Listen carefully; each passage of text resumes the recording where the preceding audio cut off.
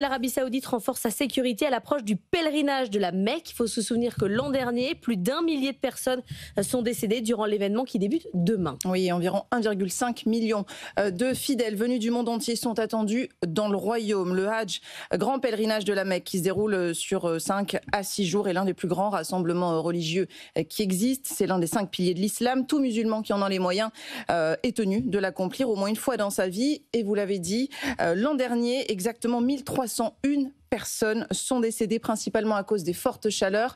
Les températures pourraient atteindre les 50 degrés cette année encore. Qu'ont mis en place les autorités pour limiter les risques? Le problème notamment, c'est la chaleur. Absolument. De nombreux aménagements ont été faits. D'abord, les passages couverts ont été agrandis de 50 000 mètres carrés. 10 000 arbres ont été plantés pour offrir de l'ombre. 400 points d'eau fraîche installés ainsi que des milliers de brumisateurs. Ce qu'on appelle là-bas les routes blanches ont été étendues. Ce sont des allées pavées avec des matériaux recyclés qui absorbent moins la chaleur que le bitume. Ajoutez à cela la mise à profit de l'intelligence artificielle et une armada de drones. La combinaison des deux permettra de surveiller les mouvements et de mieux gérer les flux de pèlerins afin d'éviter les bousculades. En 2015, des bousculades avaient fait 2300 morts. Alors il y a un message cette année, c'est pas de Hajj sans permis. Qu'est-ce que ça veut dire? Alors le message est martelé, affiché dans les centres commerciaux, diffusé dans les médias, sur les réseaux sociaux.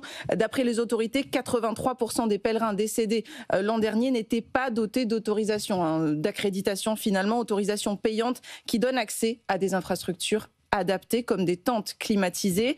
Nous souhaitons que les gens viennent uniquement avec un permis, car ce permis signifie qu'ils recevront un ensemble complet de services de transport et d'hébergement, ce qui garantit la sécurité. Cette déclaration, elle a été faite par le ministre saoudien du Hajj au Financial Times. Les contrevenants encourent une amende de 5 000 $, c'est 2 fois plus que l'an dernier.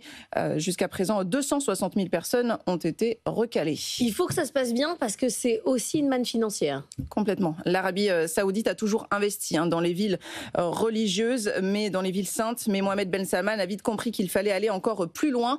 Le tourisme religieux est au cœur des priorités du prince héritier, au cœur même de son plan Vision 2030.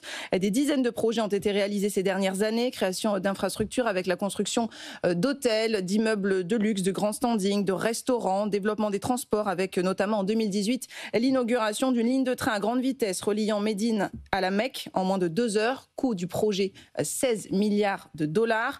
Le Royaume veut continuer de diversifier l'économie, sortir de la dépendance aux hydrocarbures, et le Hajj et le Omra, la Omra qui peut se faire elle à tout moment de l'année, sont des occasions à ne pas manquer. Le pèlerinage de la Mecque, qui coûte en moyenne entre 5 000, 6 000, 7 000 euros selon d'où vous venez, rapporte au Royaume des dizaines de milliards de dollars chaque année. Le monde qui bouge, c'est à retrouver en replay, en podcast sur l'application BFM Business. Dans un